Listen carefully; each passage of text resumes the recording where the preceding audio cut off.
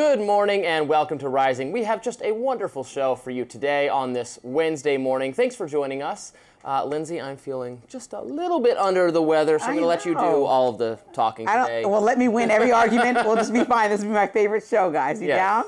Including, we're going to get started with your lens today. Also, we're going to be addressing President Trump, who blasted the UN and also questioned its purpose during his speech yesterday at the organization's General Assembly. Plus, Jimmy Kimmel made his return to late-night TV. Did you see it, Robbie? I didn't catch it. Oh, come on. Because it's 11:30 and I had to go to bed by then. It's a morning show, people. Well, he even shed some tears over Charlie Kirk's death, and we are going to talk about it. Yes, we will. Also, Secretary of State Marco Rubio got into a fiery spat with ABC anchor George Stephanopoulos over USAID cuts and American foreign aid. Also looking forward to discussing what Trump said about the war in Ukraine with Russia. Yep. Very interesting. But as I said, first, let's get to your lens. Lindsey, what is in it? Okay, a lot to talk about. So I'm sure you've heard the news. A new statue popped up on the National Mall, courtesy of a mysterious group that goes by the name of Secret Handshake. Now, the 12-foot piece of art shows President Donald Trump and sex offender Jeffrey Epstein holding hands and prancing around together. Organizers say, quote, "It's in honor of Friendship Month," which is apparently this month. The plaque on the statue reads, quote, "We celebrate the long-lasting bond between President Donald J. Trump and his closest friend, Jeffrey Epstein." Now, apparently the president is not amused by this because the White House spokesperson told TMZ, quote, "Liberals are free to waste their money however they see fit, but it's not news that Epstein knew Donald Trump and because Donald Trump kicked Epstein out of his club for being a creep." Now, it's not confirmed this is a liberal group. Like I said, it's a mysterious group that won't release all the identities. The fact is this satire points to an inconvenient truth. It's reminding the president that this Epstein story has not disappeared. No matter how many times the president refers to this as a, quote, hoax, when President Trump was running, he ran for transparency, all about Epstein as well. He said, and his top advisors said, they went on podcasts and promised to expose the associates, the files, and the so-called client list. Then he won the election and changed his tone. The Justice Department concluded there was no single client list there was no single client list at all to release, and the administration quietly pulled back on wider disclosures. That backpedal didn't settle anything. It only made people angrier and more suspicious. What matters now is not gossip, though. It's documents and accountability. The House Oversight Committee released parts of Epstein's, quote, birthday book, including a crude note that has been tied to the president, a detail Trump denies, but one that fuels a pile of questions. Now, reporters later described a truckload of related documents that the DOJ reviewed, and members of Congress keep pushing to force those files into light. So when the FBI director, under pressure in Congress, starts reciting his ABCs, instead of answering whether Trump's name was in the files, it raises alarms. The question is simple. Did you tell the Attorney General that Donald Trump's name is in the Epstein files? Yes or no? Why don't you try spelling it out? Yes or no, Director? Use the alphabet. Yes or no? No? A, B, C, Director, D, E, F? it sounds like you don't want to tell us. Did you tell the Attorney General that Donald Trump's name was in the Epstein files? Why don't you try serving your constituency? That moment further convinced the American people what many have been saying for months. We're not getting straight answers. Representative Thomas Massie and others are using procedural tools to try to force a vote to release the rest of the files. Now, if that succeeds, Massie believes the released documents may show new politically dangerous connections. I think it's going to be embarrassing to some of the billionaires, some of the donors who are politically connected to his campaign. And he went even further. There are probably intelligence ties to our CIA and maybe to other foreign intelligence, and the American people would be shocked, I think, to know that our intelligence agency was working with a pedophile who was running a sex trafficking ring. So let's go back to the statue. Whether you think the statue on the mall is art, protest, or just a prank, it speaks to what many Americans are demanding. Share everything you know about Epstein and his connections. Until every relevant file is released, including bank records, and every question is answered, every new detail will look like a distraction. And every distraction will only deepen the suspicion. Call it accountability, call it theater, or call it justice delayed. But make no mistake, until the truth comes out, this saga is going to follow Donald Trump everywhere he goes. Sorry, Robbie, we're not done talking about it. It's on the National Mall statue. You can laugh, you can not laugh, you can see the victims there, say that you don't believe them, whatever you want to do, it's not going away. I was coming home yesterday on my scooter from the offices of Reason Magazine, where I also work. And this is right along my route home. So I passed this statue. I had no idea what it was because I was on the other side of it. Okay. So I didn't know who was holding hands there. I guessed wrongly that it was Trump and like Putin or something. Then I got home and then I saw it online that it's Trump and Epstein. So oh man, I wish I would have met you there. I could have took a picture of you. Har har. Our This is deep. This is so amusing for people. It's fine. It's freedom of speech, freedom of expression. They can do that. They can point out the fact that 20 plus years ago, as is well known by everyone, Donald Trump had an association with Jeffrey Epstein.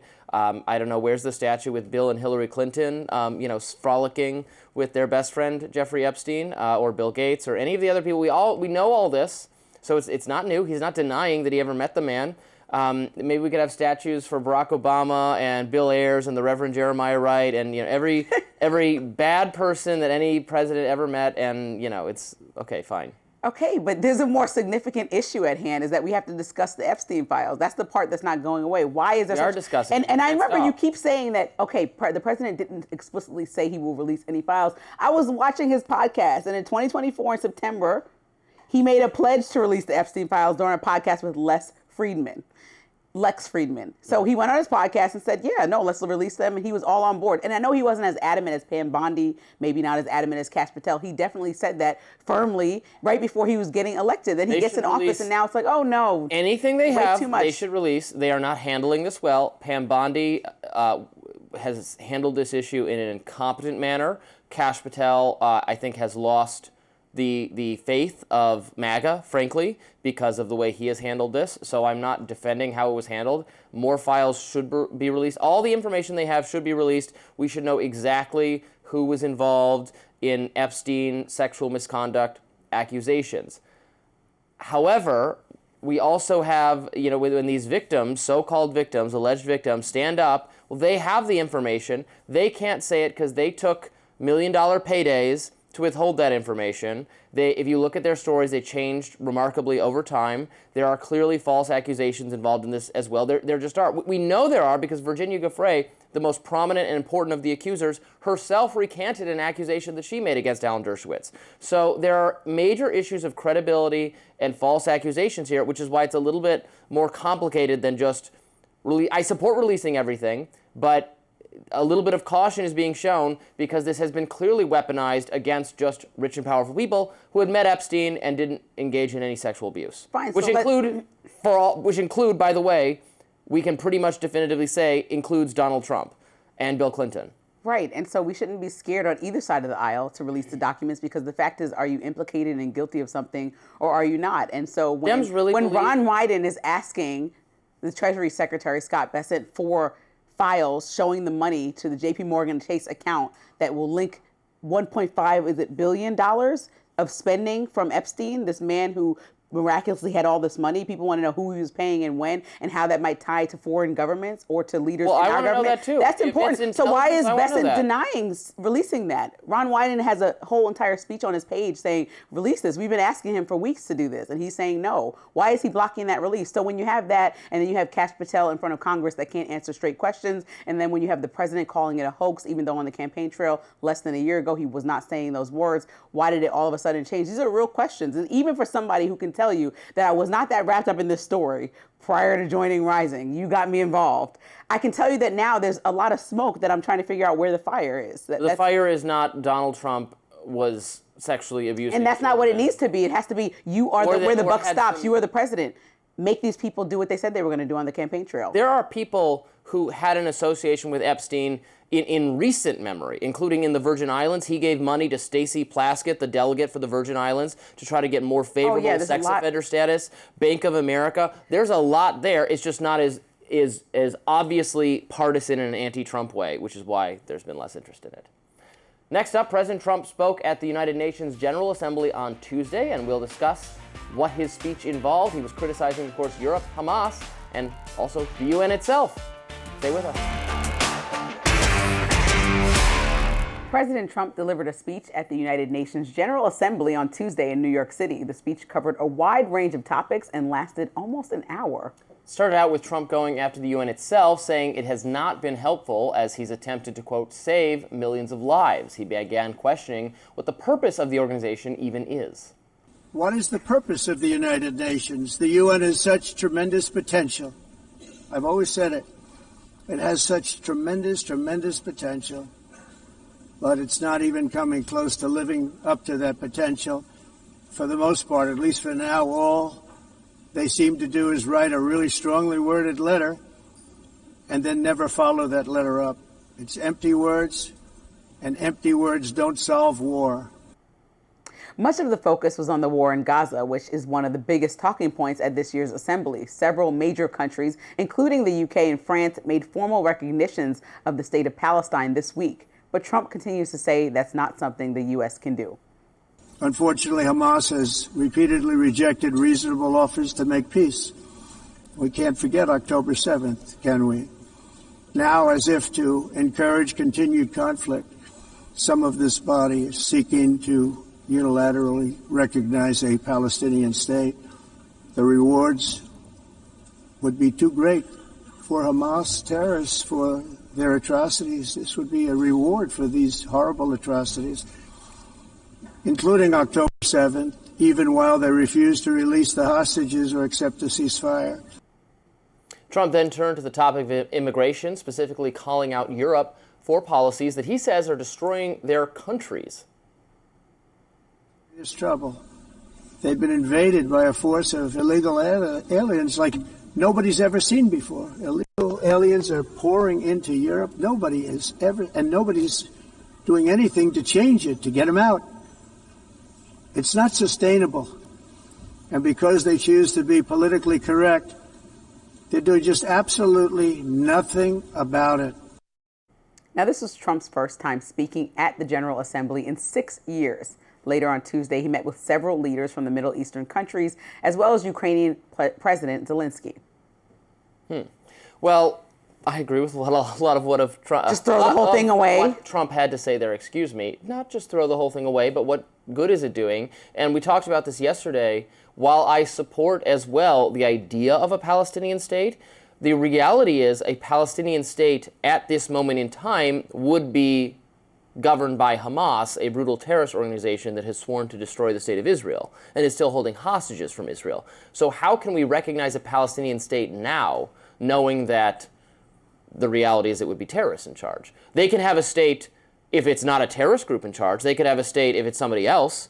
But there's not a right to the Hamas state version of Palestine. Am I wrong? Well, you're right. We can't dictate who's running every single country or territory around the world. And you've often said if we get involved in foreign conflicts, that's where we start to go left, especially if you look at Afghanistan as an example, right? We, like you said, we have multiple conversations with leaders around the globe, and we don't like their business practices. We don't like the way that they run. We don't like communism. We can go down the list of people that we talk to, but don't like the way that they're running their countries. And I think that Hamas, yes, it's a terrorist organization, but we've tried to call Israel to the table multiple times to end this war. And separate from that, a long-term solution, and maybe they shouldn't be having them in the same conversation, but separate from that, a two-state solution is probably what would be on the table and has been on the table for decades to make this a peaceful transition for the rest of our lives. Because this war has been going on long before we've been alive and will continue to go on. It's not like if they actually were fighting at the moment, but there's been a bickering over this space of land in the world. And like you said, there are Middle Eastern countries that are not helpful or not trying to take on this burden. And so we are just involved in it heavily. And what we need to do is cause a solution and a resolution to this, not saying that that was right.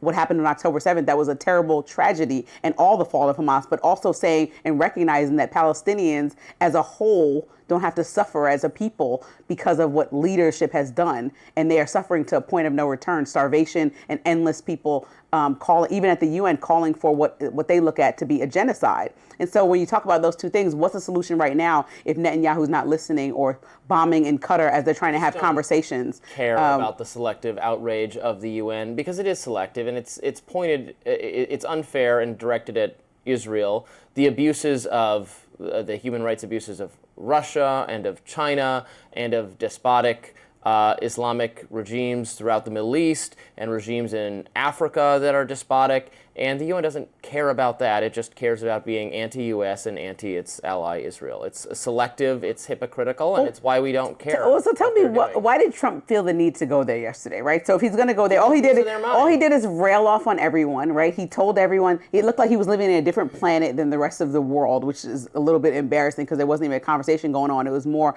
of a lecture. You're terrible on immigration. Look what's happening in your country. You're handling this poorly. You stink at this. It was like, what? Who does that? Just don't even go. He hasn't been, like you said, in 6 years. Why does he need to go now? He also took the time out to recommend himself for a Nobel Peace Prize because of how many wars he's ended. And he also took the time out to say, and you guys didn't give me the contract to remodel this place back in 2005, and it's a shame because look at it. It looks raggedy. It was a petty, no, exactly. And you know what, karma. I don't believe that somebody at the UN stopped his elevator, but the fact that his prompter stopped and the elevator stopped. That was a security issue. Well, no, it's a big deal because you know what? That's karma. That's, the Lord above saying, stop playing games, going in there, lecturing everybody, try to be a nice man. And the elevator stopped on you. I was happy to see him take some time from his busy schedule to make fun of those. He took the time out to make fun of. But then they want to talk about any organization in the last segment that takes the time out to put a statue up. He wasted just as much time lecturing people when he already knew where they stood and where he stood, just to go in there and make a statement publicly. U.S. behavior is not going to be constrained by what the French or whoever it is in the UN want us to do. Well, we're part of NATO. We have diplomatic relationships with these people, so it does. It's the same conversation about Russia as they continue to move into Ukraine territory. That makes our NATO alliances even more uncomfortable. Although no one wants a world war, it's important that we are on the same side as our allies. I am not. NATO is different from the UN. NATO should be more on our terms, and I agree with and applaud the efforts Donald Trump has put in to have NATO paying for more of its own defense, to have NATO stepping up. But that's fine. I'm not saying we should leave NATO at this time. We should remain close and allied with our Western peer nations. They should fall more in line with what we, the superpower, want from them. They should not treat our tech companies the way that they treat us, the European countries. And I don't like the European Union very much. But yes, the NATO alliance remains important. The UN is just show trials for America and Israel, and it is silly. It's silly. We can't do it right. China is one of the permanent, the 5 permanent members that get to decide everything. So we can't. So it's in this weird situation where the UN can't actually do anything about the biggest human rights abusers on the planet because the Security Council can just veto it. But Israel's admittedly bad. I'm not co-signing everything Israel's doing. I want nothing to do with it. But Israel gets picked on because they're not, one of the people on the Security Council. Well, there's a focus on that part of the world right now, right? Because there's a human rights... Not a focus on the Uyghurs, right? I'm just saying there is a focus in the news. We had protesters outside of our building about the issue. Like, it's happening around the world, the conversation. Yeah, the images that you're seeing, like they're... don't make me want to... Yeah, but it's free speech. And the point is a lot of people care about this issue. And so naturally, if constituents care about it, that goes to Congress, who cares about it, who's going to the president and his administration and telling him, say something, do something. Are we still funding this? What's the plan? And I think both administrations you can look at to how they handled the conflict. Well, we do talk about it, and I don't want to fund it either, and I think Israel should take different course of action. But again, I say it so many times, it's true. Both sides are unreasonable. I want nothing to do with it, and I don't really think the UN should have anything to do with it either. Up next, Secretary of State Marco Rubio did get into a debate with ABC's George Stephanopoulos over USAID cuts and American foreign aid. Don't go anywhere. George Stephanopoulos and Secretary of State Marco Rubio got into a heated exchange this week after the anchor pressed Rubio on the impact of cuts made to USAID. Here's what happened. A study earlier this year published in the Lancet Journal took a look at the funding cuts DOGE made to USAID. The report warned that without the funds, 14 million people could die over the next 5 years, with kids under 5 making up as much as a third of those likely to die. Now, Stephanopoulos pressed the secretary on the idea that funding cuts have led to deaths and could lead to more, but Rubio pushed back on that idea. Take a listen. No one has died because of the aid cuts? Are all those aid organizations lying? That's ridiculous. Well, first of all, then they died because England didn't give enough money, or Canada didn't give more, or China did. Let's blame the other countries that don't do any foreign aid. Rubio continued blaming gangs and criminals for stealing aid. Dollars not going to feeding someone a medicine, someone's going to die, aren't One of the they? reasons why some of these places didn't get the aid is not because we cut the aid. It's because there's a war going on and the aid never got to the people. So in Sudan, for example, it's not just a humanitarian catastrophe, it's a war zone. Okay, the aid is stolen, the aid is impeded. In fact, they use aid as a tool against the people, and so blocking aid as a tool and an arm of war. When pressed again, Rubio left a visibly frustrated Stephanopoulos with this. The United States has saved more lives and continues to save more lives than any other country in the world. And we're going to continue to do it, but we're going to do it the right way and in a responsible way. We're not going to continue to pour billions of dollars out the door of American taxpayer funds for programs that don't work and in some cases were flat out corrupt. I thought that was some great points from Marco Rubio. And, you know, they keep citing this number. 800 bajillion people died yesterday because we reduced USAID funding to someplace. It's emotional blackmail, psychological manipulation. What was the plan was just that forever U.S. taxpayers need to send money to wherever it is, Africa, Asia, and there'll be no effort to create a sustainable infrastructure there to shift this from being an American taxpayer problem to something that the people there are providing for.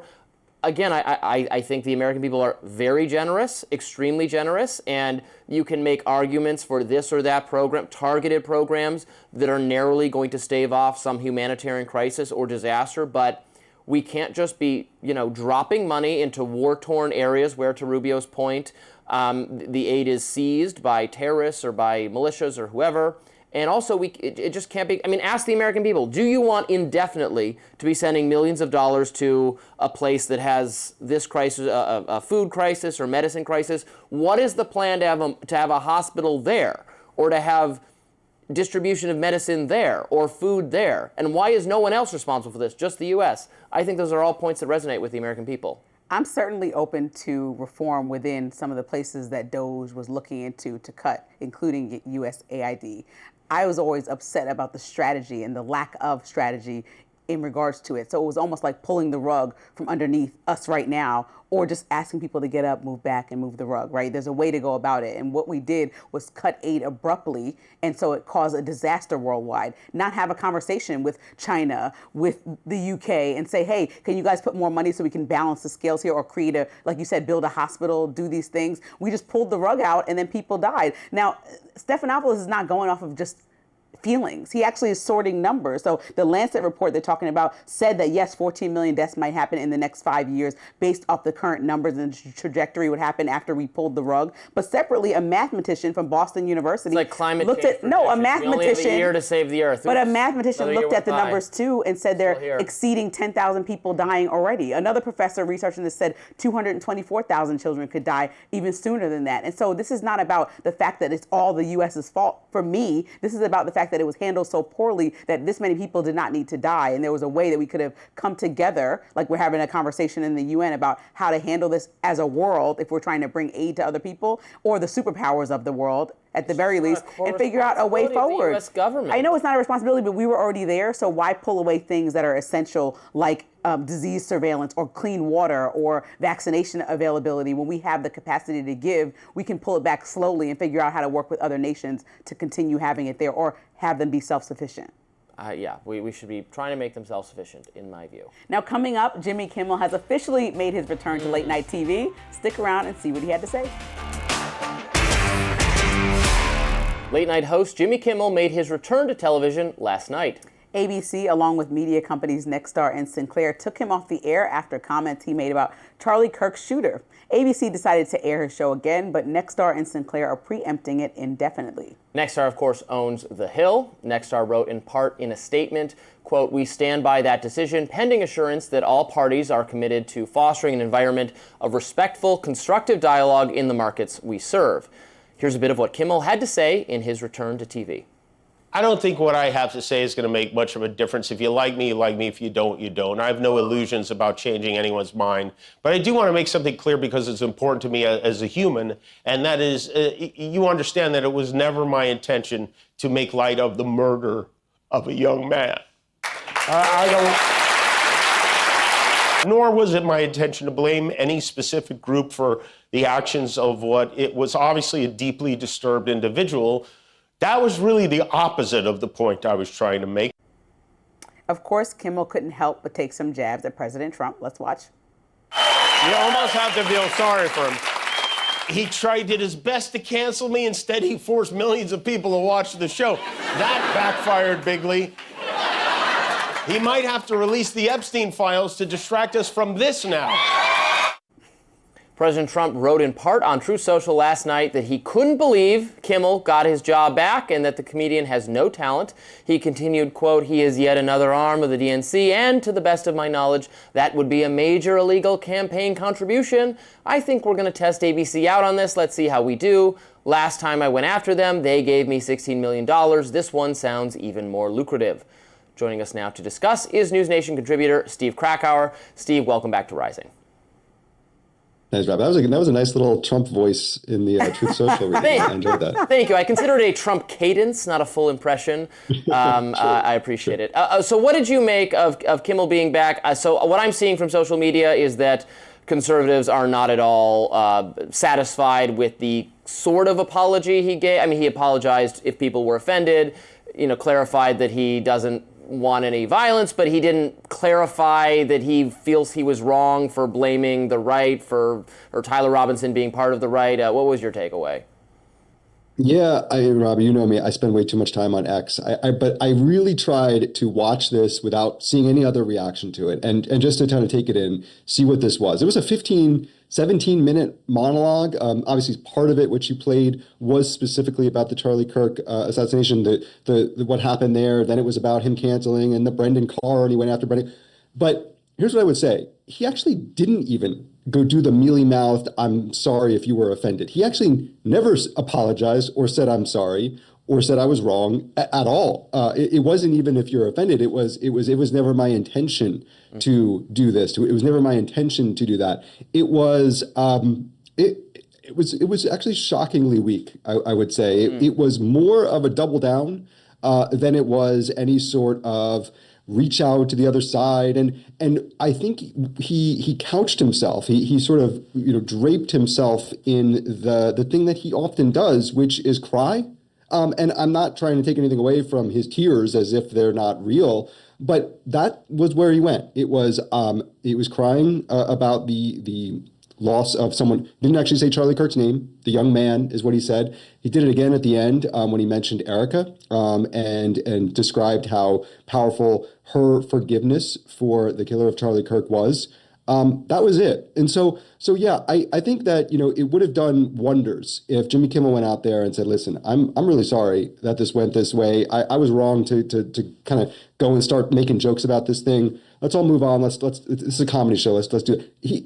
And then just be funny. How about just doing that? No, it was 17 minutes of woe is me. I'm this free speech martyr. Well, I think that's the biggest issue, was that even if you agreed or disagree with him, you have to believe in free speech or you don't. And if the FCC or Brendan Carr was involved in getting him off the air, then that was disturbing. And then also I saw a Truth Social post from President Trump saying that ABC had assured him the show was canceled. So imagine a president saying they were assured by a network that a show was canceled. This feels like it blurs the line of free speech and politics, which makes a lot of people uncomfortable. And to me, that's the larger issue that needs to be discussed here, as opposed to the emotions he did or didn't show. I don't mind discussing that. Let's just see, what is the power of Brendan Carr and the FCC and even Donald Trump? Well, it lasted about 4 days that Jimmy Kimmel was off the air. He's right back on the air. So clearly there's not a whole lot of power that the FCC has to dictate the free speech and the free market decisions that ABC is making. In fact, I think this is actually the system working. ABC clearly, whether it was a bunch of celebrities signing some letter saying that we're never going to come on your network unless you put our friend Jimmy Kimmel back on, along with all the other people in the media like Jake Tapper, who hangs out at his house for dinners, saying, we're so outraged by it. This is the biggest, problem in free speech in American history. And they put him right back on the air. At the same time, Nexstar, the owner here up the Hill, and of a lot of affiliates of ABC, Sinclair, are making a different decision because maybe they're hearing from different people who are saying, actually, in this cost-benefit analysis, we're hearing from more people who are saying, I was really grossed out by that ghoulish comment, not just the single comment about Charlie Kirk, but about his 10-minute monologue making fun of Donald Trump for being,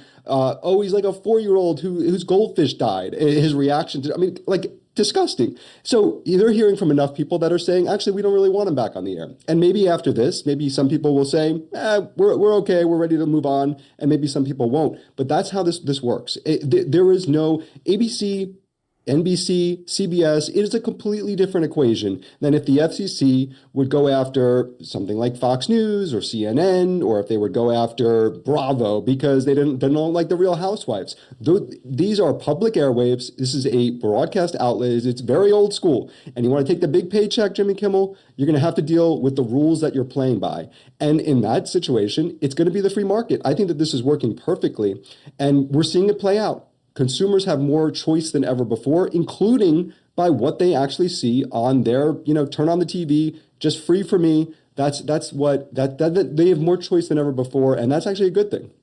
Well, and we've seen how this whole format, the late night, I keep saying, is just not, I think, something that the market is demanding more of, particularly. It is not a format that appeals to young people. It's not the way they get news or information. We're moving online. We're moving to social media. That is the winner. YouTube is king. That is the winner. Stephen Colbert, who everyone assumed was a political decision, more and more reporting seems to suggest was simply a business decision, that it was losing millions of dollars. And probably you could argue the same for Kimmel, but now he's going to be cast as this resistance hero, victim of the government, even if it really was just a market-based decision, feedback from consumers, from customers. I think like Ted Cruz that it would have just been better if Brendan Carr had not said anything about it. It would be better if Donald Trump did not say anything about it other than I hate Kimmel and he's unfunny, and just let the market work it out. The market seems like it's working out, but now we're going to at some point have to have possibly a broader legal confrontation over how much of over what the FCC does get to say about this.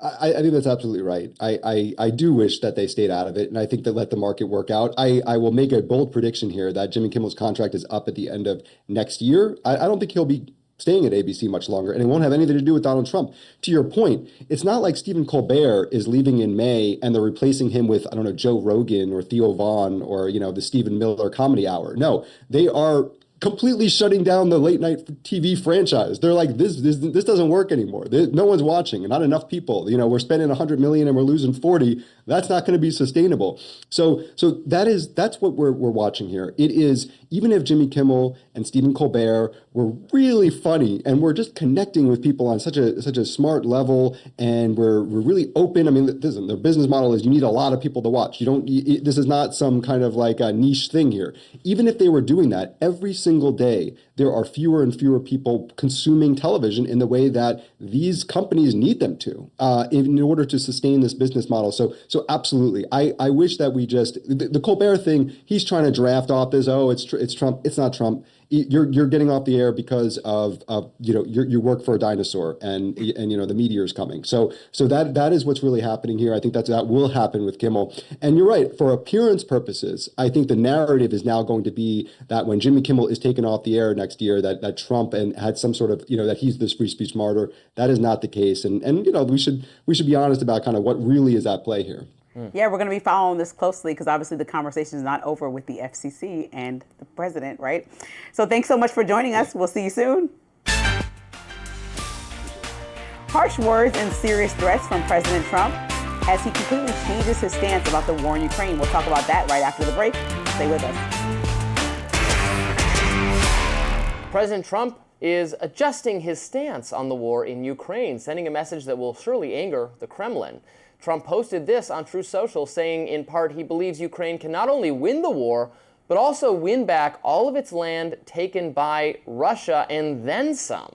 Now, this was after a meeting with President Zelensky at the UN General Assembly, Ukraine's president calling Trump a game changer and telling reporters Trump is promising security guarantees after the war. But President Trump also making more threats against the invading nation, that the U.S. is prepared to hurt Russia economically if they don't end the war. The commander... The United States is fully prepared to impose a very strong round of powerful tariffs, but for those tariffs to be effective, European nations, all of you are gathered here right now, would have to join us in adopting the exact same measures. The commander-in-chief also suggested NATO take military action in certain situations. Do you think that NATO countries should shoot down Russian aircraft if they enter their airspace? Yes, I do. Would you back them up? Would the United States help them out in some way? Depends on the circumstance, but we're very strong toward NATO. NATO stepped up. When they went from 2% to 5%, that was great unity.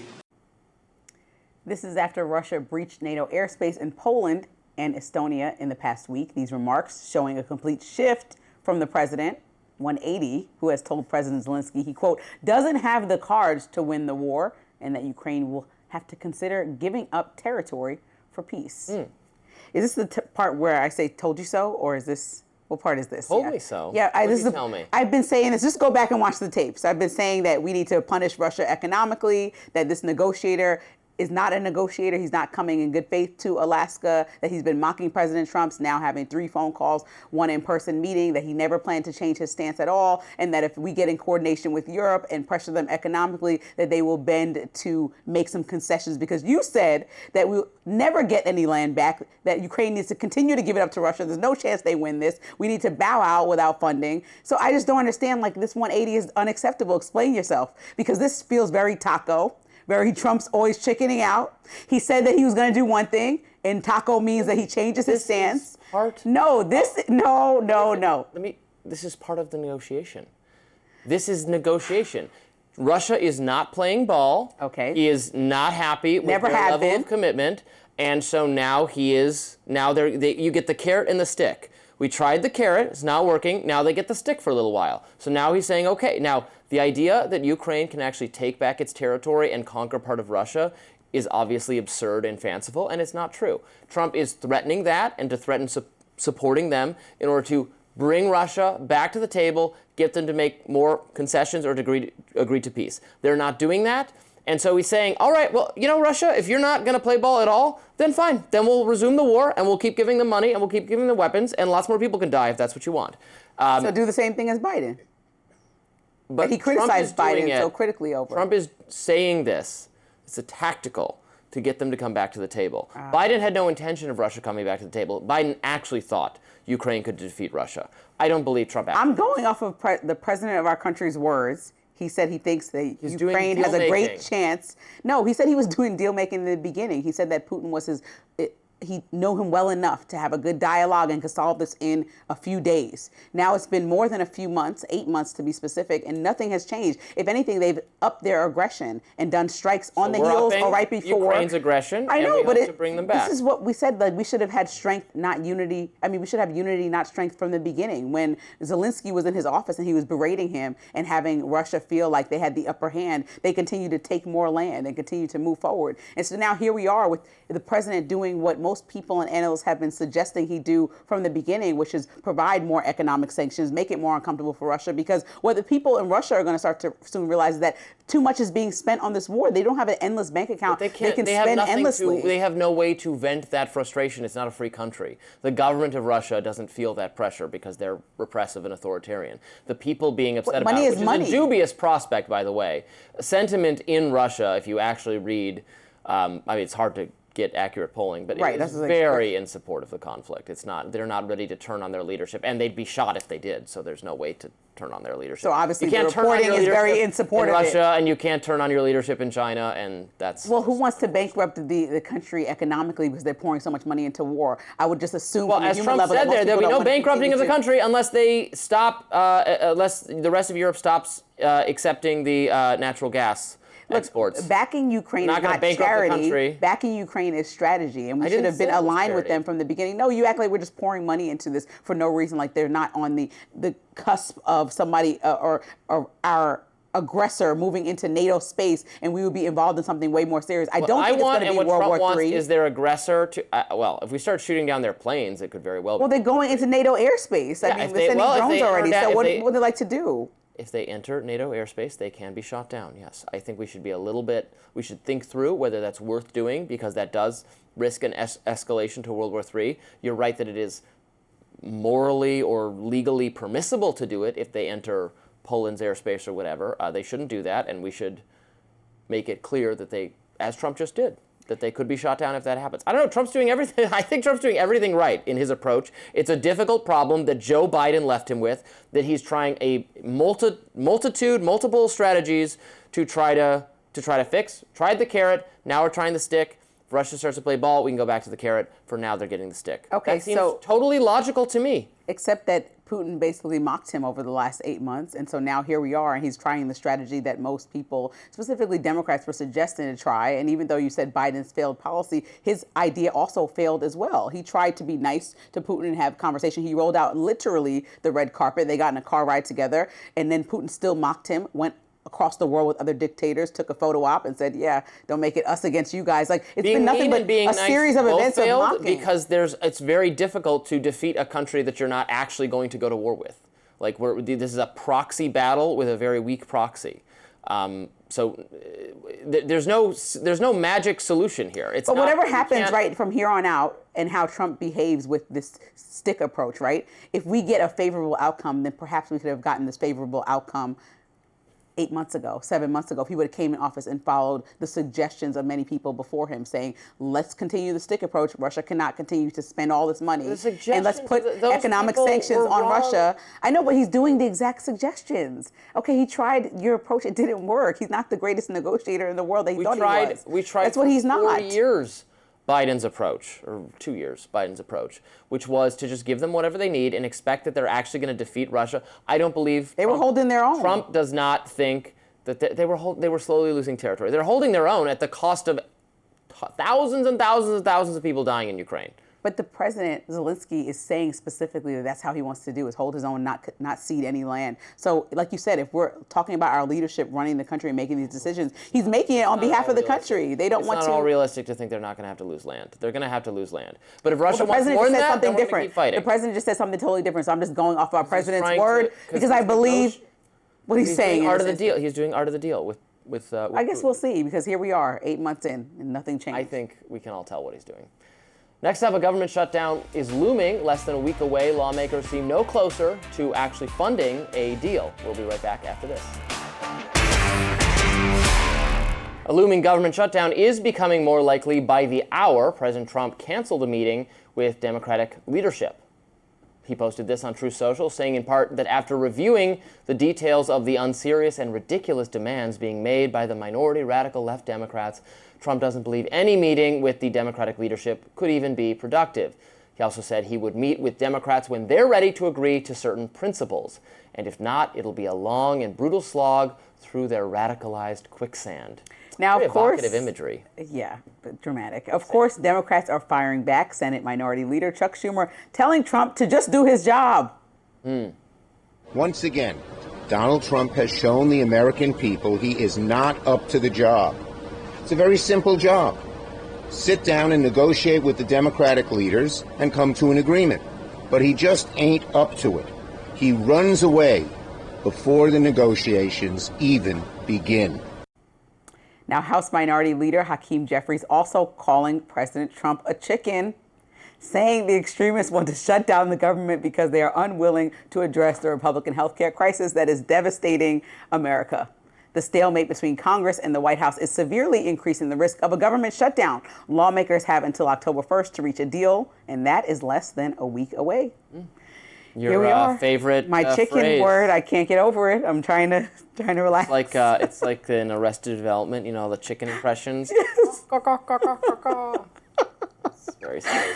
Okay, I'm going to try to reel it in for this conversation. Trump doesn't want to talk to Chuck Schumer and who else? Nobody else. He said that he would. This is his idea. He really wants to talk cancel to the meeting. The Democrats have such weak leadership that it's not even worth talking to them, is I think the Republican position and also the Democratic position, frankly. So the dramatic left extreme thing that he's referring to is the fact that Democrats would like to extend protections under the Affordable Care Act that were supposed to end at the end of 2025, especially on the heels of passing this big, beautiful bill, which will make it even harder for people and more uncomfortable for people facing dire circumstances to continue to use Medicare and Medicaid. And so they're trying to rectify that in small ways because their constituents are asking them to, and constituents in other places, Don't listen to me, listen to Senator Josh Hawley, who said this is bad to cut Medicare and Medicaid. Okay, Rhino or not, he's a Republican that's listening to his people. So they're trying to rectify that in some ways. And President Trump said, this is so left, no chance, I can't, like, what are you doing? Come to the table. You suggested this meeting. They said they were going to meet. You canceled it because you read their proposals. That's part of negotiating.